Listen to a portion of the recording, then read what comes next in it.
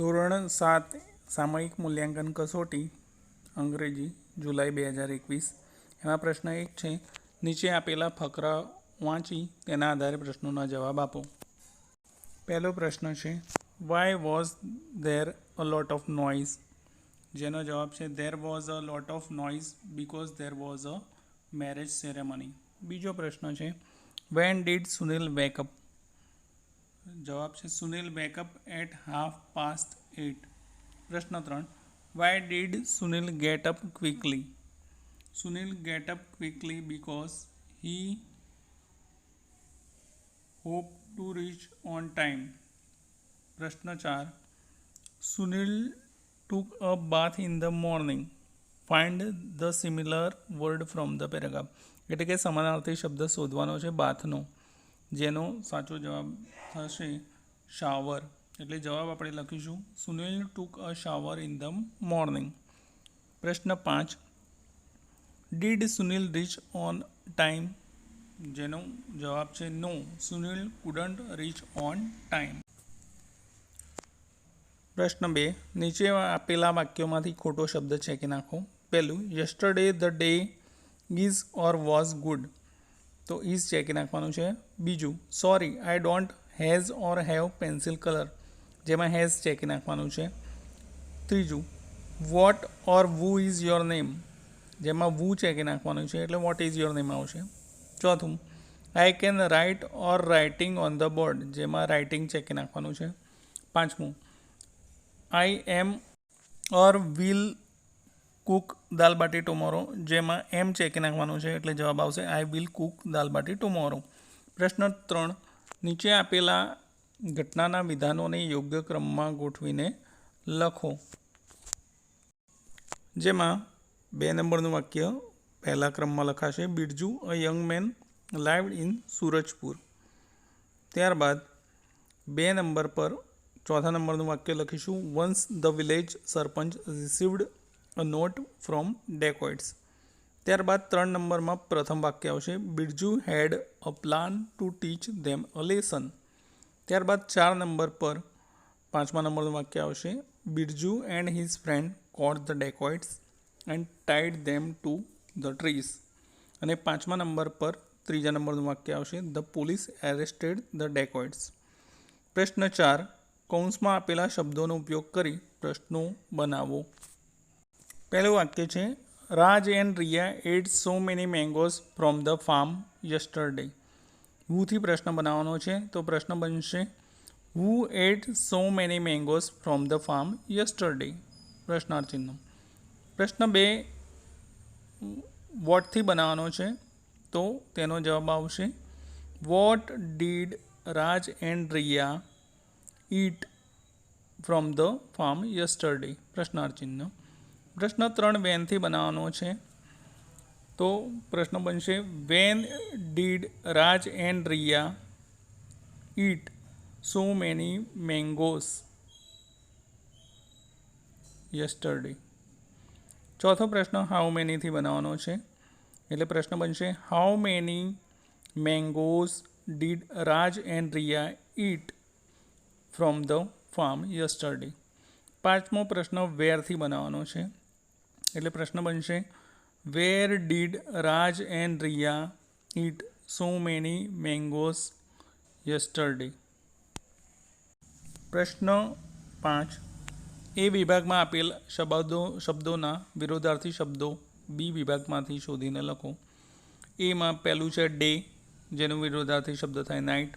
બીજો શબ્દ છે ગુડ, જેનો વિરોધાર્થી શબ્દ થાય નાઇટ. ત્રીજો શબ્દ છે યુઝફુલ, જેનો વિરોધાર્થી શબ્દ થાય યુઝલેસ. ચોથો શબ્દ છે હેવી, જેનો વિરોધાર્થી શબ્દ થાય લાઇટ. 5મો શબ્દ છે ફર્સ્ટ, જેનો વિરોધાર્થી શબ્દ થાય લાઇટ.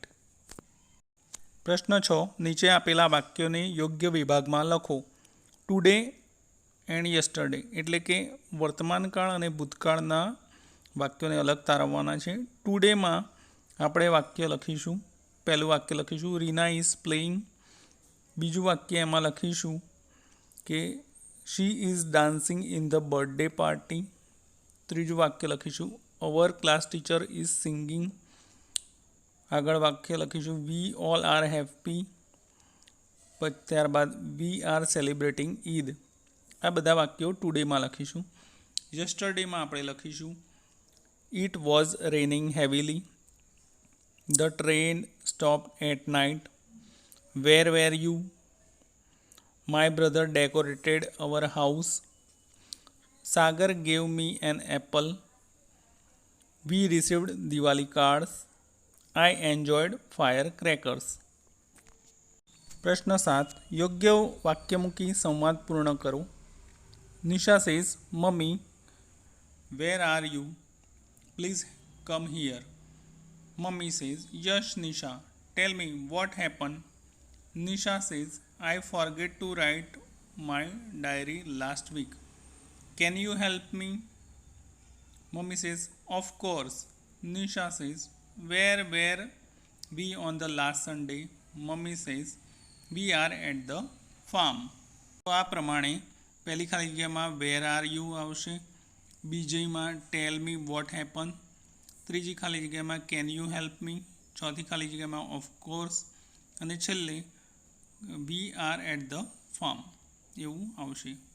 પ્રશ્ન 8. નીચે આપેલ ટેબલના આધારે પ્રશ્નોના જવાબ આપો. જેમાં પહેલો પ્રશ્ન છે, what is the coordinator of rangoli stall? તો આપણે રંગોલી સ્ટોલ 4 નંબરમાં જોઈશું. તો કોઓર્ડિનેટર કોણ છે એના? રીતાબેન ખેર. એટલે જવાબ શું આવશે? Miss Ritaben Kher is the coordinator of rangoli stall. પ્રશ્ન 2. How many stalls are there in Soman park? તો આપણે ટેબલમાં જોઈશું તો સ્ટોલ નંબર પહેલું કોલમ છે એમાં 7 સ્ટોલ આપેલા છે. એટલે આપણે જવાબમાં લખીશું there are 7 stall in Soman park. ત્રીજો પ્રશ્ન છે, if you like paste work then at which stall will you go? એટલે કે અહીં કહેવા માંગે છે કે પેસ્ટ વર્ક કરવું હોય તો તમારે કયા સ્ટોલ પર જવું જોઈએ? તો આપણે અહીંયા ટેબલમાં જોઈશું તો પેસ્ટ વર્ક માટે 5 નંબરનો સ્ટોલ છે. એટલે આપણે જવાબ લખીશું કે I will go at stall number 5. ચોથો પ્રશ્ન છે, which activity can you do at stall number 2? તો સ્ટોલ નંબર 2 પર આપણે કઈ એક્ટિવિટી કરી શકીએ? Clay work. એટલે આપણે જવાબ લખીશું કે I can do clay activity eight stall number 2. પાંચમો પ્રશ્ન છે, what is the name of the place? એટલે કે આ જગ્યાનું નામ શું છે? તો આપણે આન્સરમાં લખીશું the name of the place is Soman park fun point. પ્રશ્ન 9. નીચે આપેલા શબ્દોને શબ્દકોશના ક્રમમાં ગોઠવો. એટલે કે આપણે ABCDના ક્રમમાં ગોઠવવાના છે. તો અહીંયા બધા જ શબ્દો તમે જોશો તો સીથી શરૂ થાય છે. એટલે આપણે બીજો જે લેટર્સ છે તે પકડવાનો છે. તો એ પ્રમાણે અહીંયા પહેલો શબ્દ આવશે કેક, ત્યારબાદ બીજો શબ્દ આવશે ચોકલેટ, ત્યારબાદ ત્રીજો શબ્દ આવશે ક્લીન, ચોથો શબ્દ આવશે કોકોનટ અને છેલ્લે શબ્દ આવશે કરી. તો આ પ્રમાણે આપણે શબ્દકોશના ક્રમમાં શબ્દો ગોઠવી દેવાના છે. છેલ્લો પ્રશ્ન છે, કૌંસમાં આપેલા શબ્દોનો ઉપયોગ કરી આપેલ ચિત્રનું વર્ણન કરો. પ્રશ્ન 10 છે. તો તેના જવાબમાં આપણે નીચે શબ્દો તમને આપેલા છે, પોલીસમેન, બાઇક, સ્ટોપ, બોય અને વરીડ. તો એ પ્રમાણે આપણે જવાબ લખવાના છે. તો આપણે વાક્ય એના બનાવીશું. તો ધેર ઇઝ અ પોલીસમેન પહેલું વાક્ય આવશે. બીજું વાક્ય આવશે the policeman is on the road. ત્રીજું વાક્ય આવશે the policeman stop the boy driving bike. અને ચોથું વાક્ય આવશે એમાં ધ બોય ગેટ વરીડ. તો આ પ્રમાણે આપણે વાક્ય બનાવવાના છે. આ પેપરની સમજૂતી મિત્રો આપણે ખાલી સમજૂતી માટે છે કે તમારી ભૂલો ક્યાં થઈ તે ચકાસવા માટે. આ પેપરની સોલ્યુશન તમારે ઉત્તર વહીમાં કોપી કે નકલ કરવાનું નથી, તે ધ્યાન રાખશો. ધન્યવાદ.